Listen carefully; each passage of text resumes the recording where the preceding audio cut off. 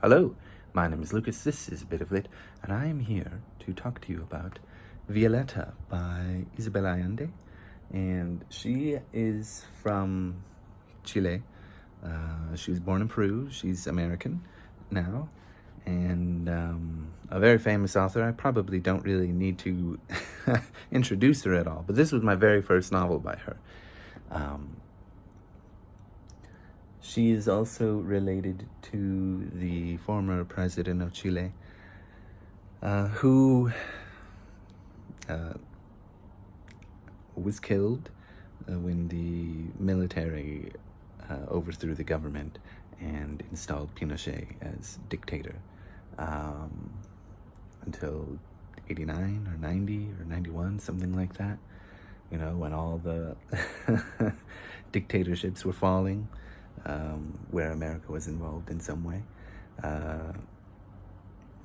Anyway,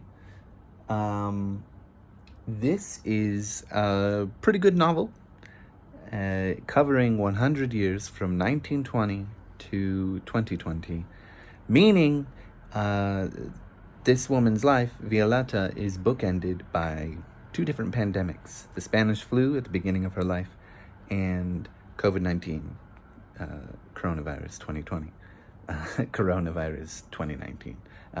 She dies in 2020, I suppose. And yeah, it's a pretty good novel. I will say that the parts that focus more on her life and her personal problems, which are affected by the geopolitical problems, those are much stronger and much better and more fully realized than the aspects of the geopolitical issues that Chile was facing, only because, I say that only because this is quite a short novel. It's only 320 pages or so. And so in some instances when, she's talking about the Great Depression and how it affects Chile, or, some other events going on, world wars, it just sort of feels like I'm going to now make it clear that this is the time period we are talking about, drop a few hints about the mood, overall atmosphere of the country, and then dive into Violeta's personal problems at the time.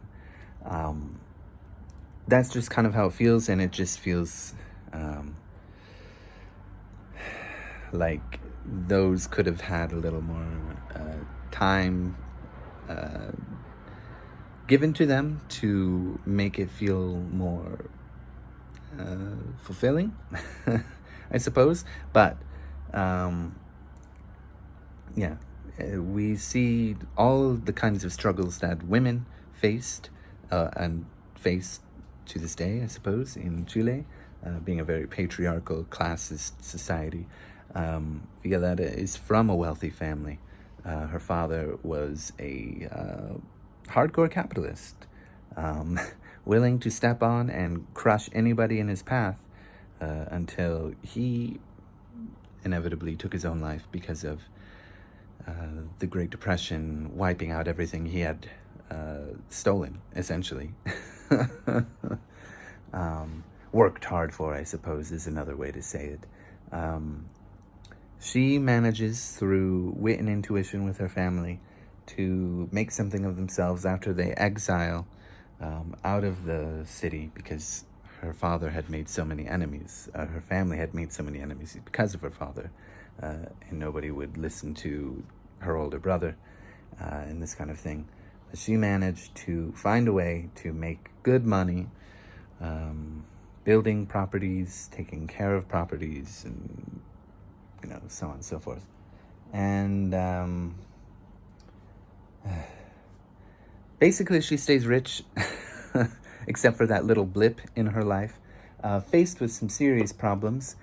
Certainly once President Allende came to power, there was a radical change in the politics of Chile, and that affects her business, but not really that much.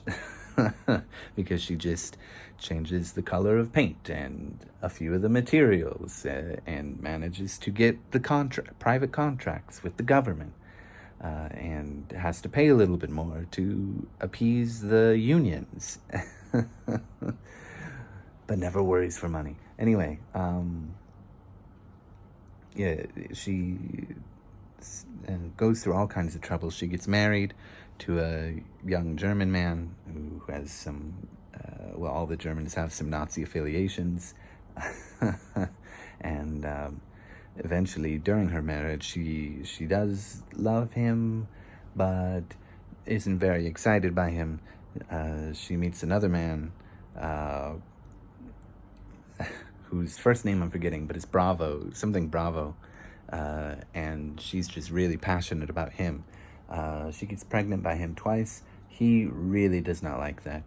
He's disappointed by his son, who is eventually ends up becoming a communist. Very radical, not a very machismo kind of guy. But he gets exiled once the military. He manages to escape to Norway, where he's a conservative there, although still very far left compared to the socialists in Chile at the time. Anyway, that's what it says in the book anyway.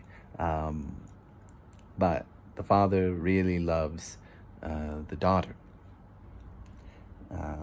because she's got his spirit, but she is under his thumb, and she can't stand that. And Violeta sort of loses touch with both of her children because she's sort of staying out of politics while her son is becoming very radical, and her daughter sees her as a stiff, a bore, a cheapskate, and all this kind of stuff when she wants to go out and have fun, but she becomes addicted to drugs and runs away. Eventually she becomes pregnant, ends up dying when giving birth, and this entire story is told to Violeta's grandson, Camilo, who ends up becoming a priest who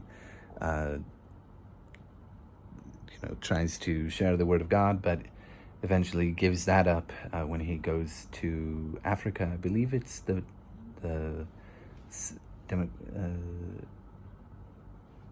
Democratic Republic of the Congo, and he sees the mess that is there, all the travesties and tragedies and indignities that people face there, and he dedicates his life to living there.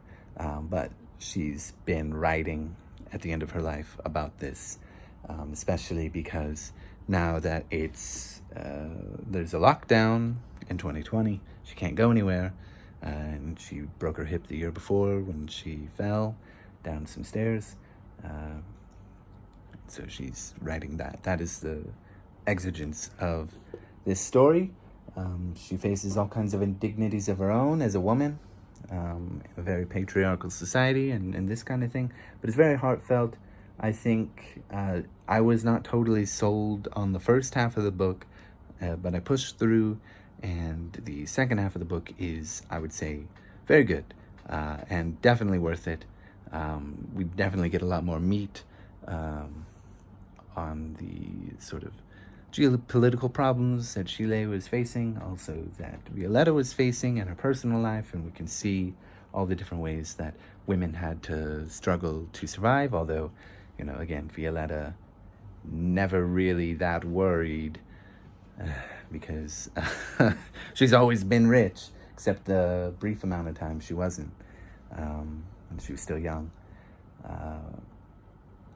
Anyway, she has her own personal problems, and those are really gripping, and they're also deeply affected by the geopolitics. Where's her son going?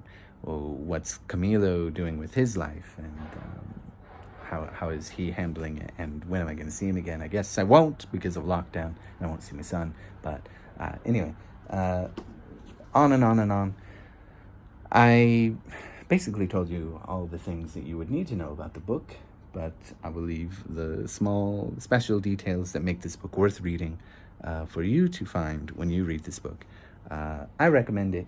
I enjoyed it, and I think it's good. But the second half is what makes it. The first half it kind of has that issue of, I'm going to tell you what's happening now. And here's Violeta. But that's because she's so young, right? Anyway, her problems deepen as she matures. And that's just life, baby. Yeah. Thank you.